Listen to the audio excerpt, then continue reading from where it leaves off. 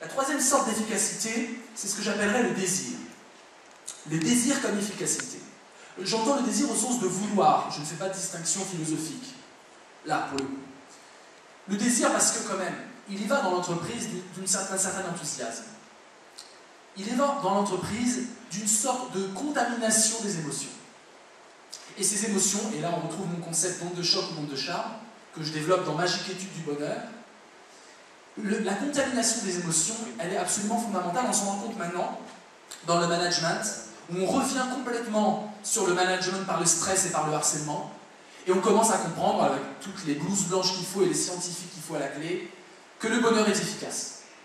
Voilà, on vient de le comprendre, les Grecs l'avaient compris avant, et la philosophe aussi.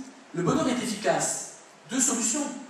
Soit vous imitez le bonheur, parce qu'il est efficace, donc vous imitez le bonheur en disant « Bon, je vais sourire sur les photos, je vais montrer que j'ai plein de joie, plein d'enthousiasme, et mimer, comme l'acteur shakespearien, je vais mimer le bonheur, et puis je récolterai son efficacité. » Ou la deuxième possibilité, c'est d'être véritablement heureux.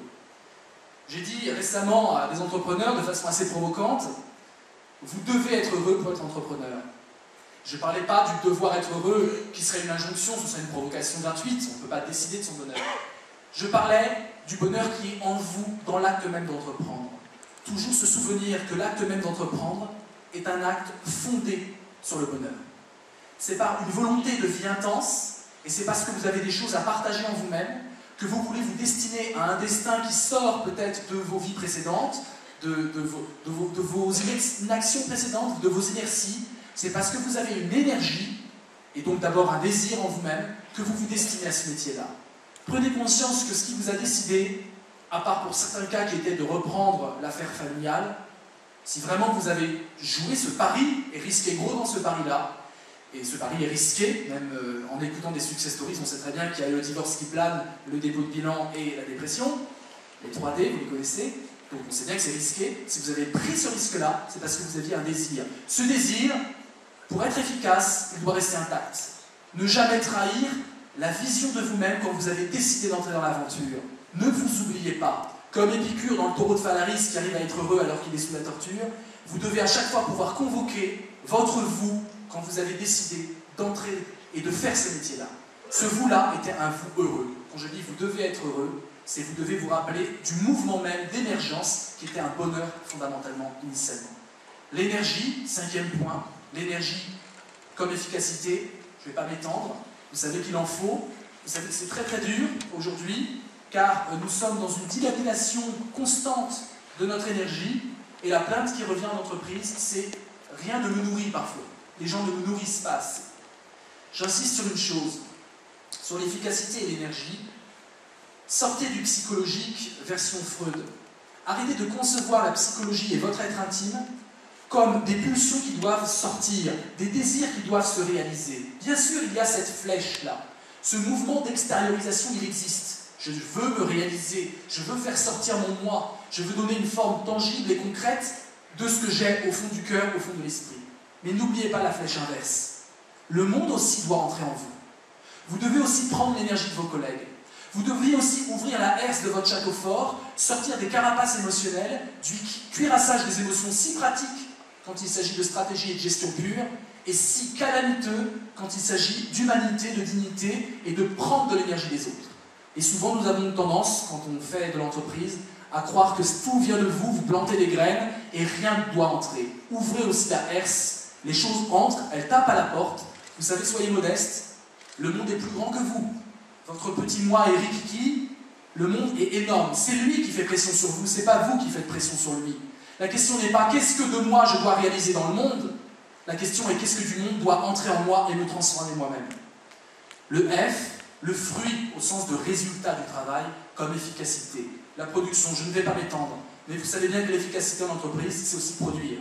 C'est aussi faire des bénéfices. C'est aussi faire de l'argent, on en a beaucoup parlé précédemment, parce que sinon la viabilité de l'entreprise échoue.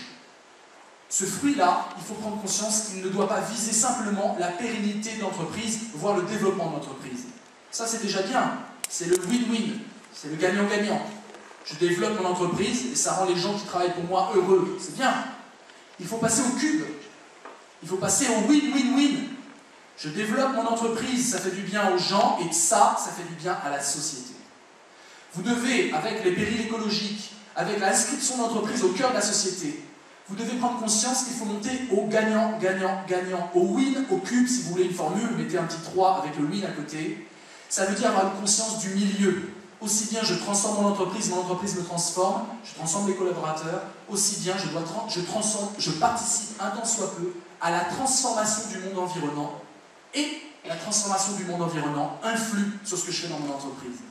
Ce win au cube là, c'est ce que j'appelle l'onde de charme, la circulation contagieuse du bonheur.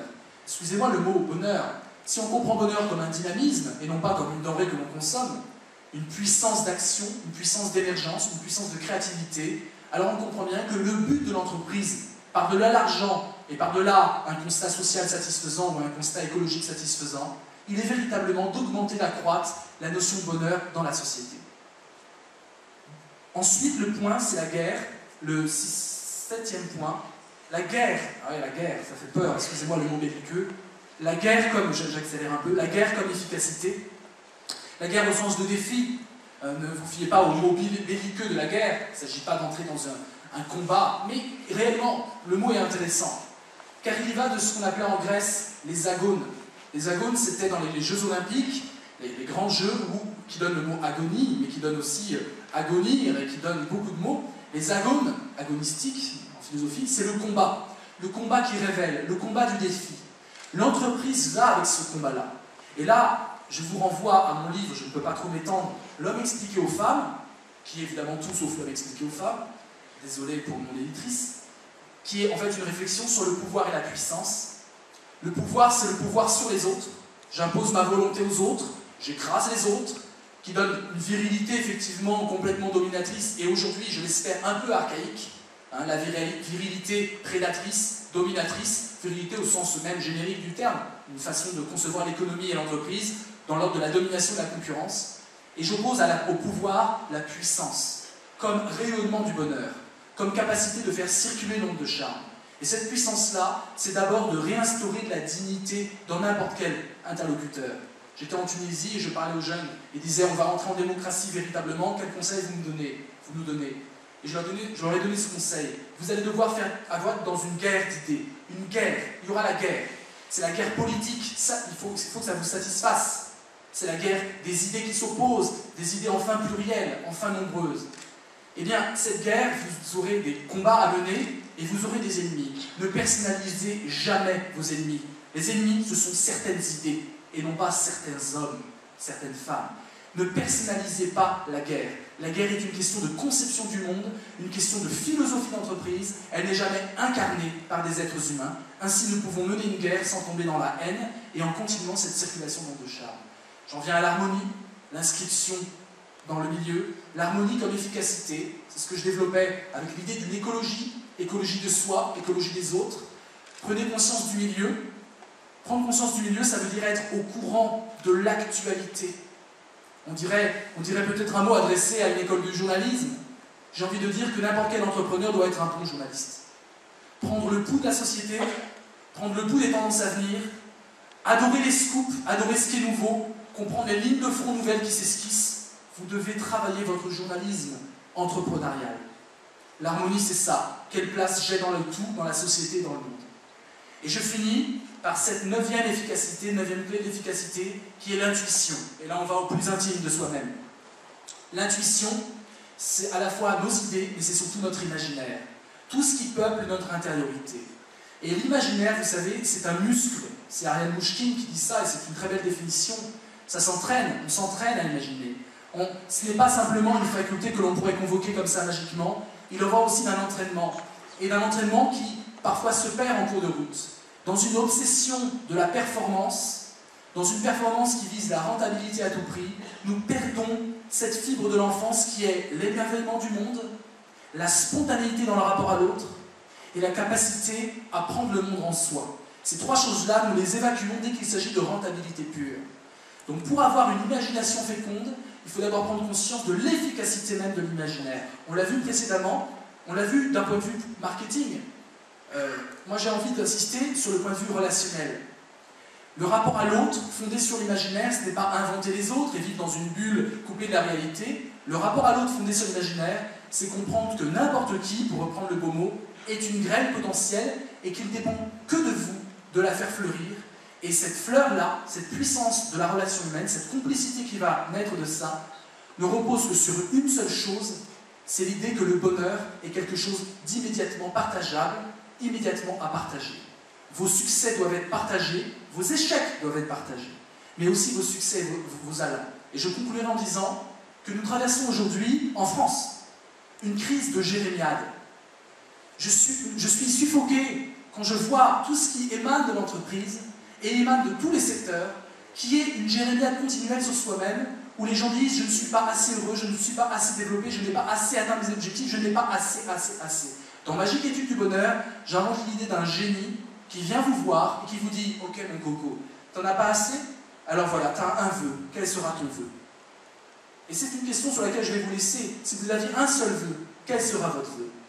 Si votre réponse c'est embrasser mes enfants, si votre réponse c'est être encore plus ouvert, si votre réponse c'est juste boire un bon café parce que ma vie comme elle est avec ses défis, ses tragédies me suffit, alors vous êtes pour moi dans l'idée de ce bonheur partageable. C'est pas vrai qu'on n'a pas assez de bonheur, c'est aussi une conception qu'on a de soi-même. Le bonheur est déjà en vous. On s'en rend compte quand on sort de prison, et ça vous n'allez pas le croiser, j'espère pour vous, cette éventualité-là, mais on s'en rend compte quand on sort de l'hôpital. Après 2 mois d'hôpital, vous sortez dehors, le vent caresse vos cheveux, le printemps est là, et vous dites, mon Dieu, le bonheur était là, mais je ne l'ai pas vu. La question n'est pas de travailler dans l'entreprise pour être heureux.